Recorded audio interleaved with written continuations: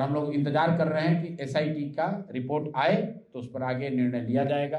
और जिनको भी रोजगार चाहिए, जिनको भी सरकार ने 10,000 रुपये दिया है, उसको 1,90,000 रुपये ये और दें, उसमें लोगों की मदद करेंगे। सरकार पर जो दबाव है वो हम लोग बना कर रखेंगे। हर हालत में उस बच्ची के साथ न्याय होना चाहिए। आपने कहा है कि हर परिवार को 2 लाख रुपए देंगे जो रोजी रोजगार करना चाहता है। तो जन स्वराज जो अपनी ताकत है, हम लोग अभी उसी को समायोजित कर रहे हैं। राजद वालों की, इंडिया गठबंधन वालों की भूमिका तय हुई है विपक्ष में रहने की, और जन स्वराज की भूमिका तय हुई है सड़क में पर रहने की, गाँव में रहने की, समाज के बीच में रहने की। आदाब, नमस्कार। मैं हूं अजरा और आप देख रहे हैं मंथन टुडे। बिहार की राजनीति में आज एक अहम सियासी हलचल देखने को मिला। मिथिला स्टूडेंट यूनियन यानी एमएसयू के बड़े युवा चेहरा आज औपचारिक रूप से प्रशांत किशोर के जन स्वराज अभियान में शामिल हो गए। पटना के शेखपुरा हाउस में हुए इस कार्यक्रम में एमएसयू के founder national president Anoop Maithil, national president Aditya Mohan और संगठन के 50 से ज्यादा पदाधिकारियों ने जन स्वराज की सदस्यता ग्रहण की। इस मौके पर प्रशांत किशोर ने सरकार को खुली चेतावनी देते हुए बिहार के हर परिवार को 2 लाख रुपया दिलाने की लड़ाई का ऐलान किया और 1 जून से गांव-गांव, वार्ड-वार्ड आंदोलन शुरू करने की बात कही उन्होंने। तो आइए जानते हैं कि क्या बोले प्रशांत किशोर और एमएसयू के नेता ने क्यों चुना जन स्वराज का रास्ता। मिथिला स्टूडेंट यूनियन के फाउंडिंग प्रेसिडेंट अनूप जी और उनके साथी आदित्य जी जो उनके बाद प्रेसिडेंट रहे हैं, और उनके साथ जितने साथी आज जुड़ रहे हैं, सबका तहे दिल से शुक्रिया अदा कर रहा हूं। इनका जन स्वराज परिवार में, जैसा अध्यक्ष महोदय ने कहा, स्वागत, शुक्रिया। और बिहार नवनिर्माण की जो घोषणा जन स्वराज ने चुनाव के बाद करी है, तो नवनिर्माण के लिए जो जन स्वराज से पहले से जुड़े हुए लोग हैं, जो इस विचार से प्रभावित हैं, इस विचार से जुड़े हुए हैं, और जो नए साथी जुड़ रहे हैं, इन सबको समायोजित करके जैसे ही सरकार का जो 6 महीने का टाइम पूरा होगा तो हम लोग बिहार की सड़कों पर उतरेंगे। और जो मुख्य बात सरकार ने कही है, हम लोगों ने कहा था 2,000 रुपये पेंशन कीजिए, 1,100 उन्होंने कर लिया, तो 2,000 होना चाहिए। और दूसरी बात हम लोगों ने कहा था कि कम से कम बिहार से के लोगों को हर परिवार में 15 से 20,000 रुपया मिले ताकि उनको पलायन न करना पड़े। सरकार ने वोट के समय में 10,000 रुपया दिया है और साथ में कहा है कि 2 लाख रुपया और आपको देंगे ताकि आप रोजी रोजगार कर सकें। तो 6 महीने का समय है। 1 जून को 31 मई को वो चीज़ खत्म हो जाएगी।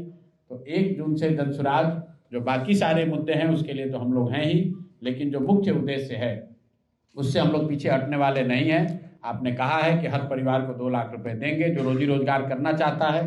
तो जन स्वराज जो अपनी ताकत है, हम लोग अभी उसी को समायोजित कर रहे हैं। जो पहले की हमारी व्यवस्था है, संगठन है, जो नए साथी जुड़ रहे हैं, सब मिलकर उस समायोजित करके एक नई व्यवस्था बनाकर 1 जून से हम लोग गांव-गांव जाएंगे, हर वार्ड में जाएंगे, और जिनको भी रोजगार चाहिए, जिनको भी सरकार ने 10,000 रुपये दिया है, उसको 1,90,000 रुपये ये और दें, उसमें लोगों की मदद करेंगे।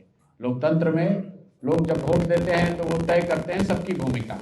उन्होंने एनडीए की, नीतीश कुमार जी की भूमिका तय की है सत्ता में रहने की। राजद वालों की, इंडिया गठबंधन वालों की भूमिका तय हुई है विपक्ष में रहने की, और जन स्वराज की भूमिका तय हुई है सड़क में पर रहने की, गांव में रहने की, समाज के बीच में रहने की। तो हम लोग समाज के बीच में हैं। अभी आपने देखा यहाँ जो नीट की छात्रा के साथ जो जघन्य अपराध हुआ है, तो उसमें न सत्ता के लोग खड़े हुए, न विपक्ष के लोग खड़े हुए, तो समाज और सड़क पर जन स्वराज के लोग खड़े हुए। पहली बार मनीष भाई जाकर उस मुद्दे को इन्होंने उठाया, फिर हमने भी जाकर अपनी ओर से कोशिश की, और ये जन स्वराज के संघर्ष का या हम लोग की आवाज़ का परिणाम है कि आपको बता दें कि जो 2 पदाधिकारी थे, जिस दिन मैं वहाँ गया उसी दिन एसआईटी सरकार ने बना दिया, और हम लोग इंतजार कर रहे हैं कि एसआईटी का रिपोर्ट आए तो उस पर आगे निर्णय लिया जाएगा। दूसरी बात, हम लोगों ने एसएसपी से मुलाकात करके कहा था कि एसआईटी गठन हो जाए वो अलग बात है, लेकिन जो इन्वेस्टिगेशन में गलती की गई है उसके लिए जो दोषी अधिकारी हैं उन पर कार्रवाई की जाए। तो मुझे सूचना दी गई है कि यहाँ पर 2 संबंधित पदाधिकारियों को निलंबित कर दिया गया है। और तीसरी बात, कल ही हम लोग के दल के सबसे सीनियर साथियों में एक वाईवी गिरी जी ने घोषित किया है कि उस पीड़ित परिवार को जितनी भी लीगल मदद होगी वो हम लोग फ्री में मदद करेंगे। वाईवी गिरी स्वयं उनका केस लड़ेंगे। सरकार पर जो दबाव है वो हम लोग बना कर रखेंगे। हर हालत में उस बच्ची के साथ न्याय होना चाहिए। उसके लिए खड़े हैं। और इस तरह के जितने भी मुद्दे आएंगे उस पर जन स्वराज के लोग, जन स्वराज अपनी ताकत से, जो भी हम लोग की ताकत है उसके साथ हम लोग लगे रहेंगे। तो अनूप महतिल जी और इनके साथी जो अभी आदित्य जी जुड़ रहे हैं और इनके और सारे साथी जुड़ रहे हैं, सबका स्वागत है। और हम लोग की कोशिश है कि जन स्वराज की समाज में, समाज के मुद्दों पर लड़ाई लड़ने की ताकत को और मजबूत किया जाए और ईमानदारी से समाज के लिए हम लोग खड़े हो सकें। बिहार के साथी हैं, उनसे मैं एक बात कहना चाहता हूं कि अगर हम लोग आज जनसुराज से जुड़ रहे हैं तो इसलिए जुड़ रहे हैं क्योंकि हमने ठाना है कि हमें इस सरकार के खिलाफ लड़ाई लड़नी है। क्या लड़ाई लड़नी है?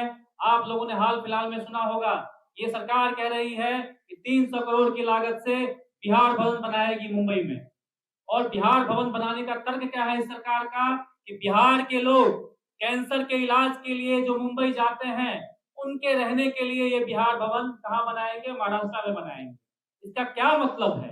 इसका यही मतलब है, इस बिहार सरकार को हमने जो प्रचंड बहुमत से जिताया था, इस सरकार ने यह स्वीकार कर लिया है कि बिहार की स्वास्थ्य व्यवस्था को ठीक करना इनके बस की बात नहीं है।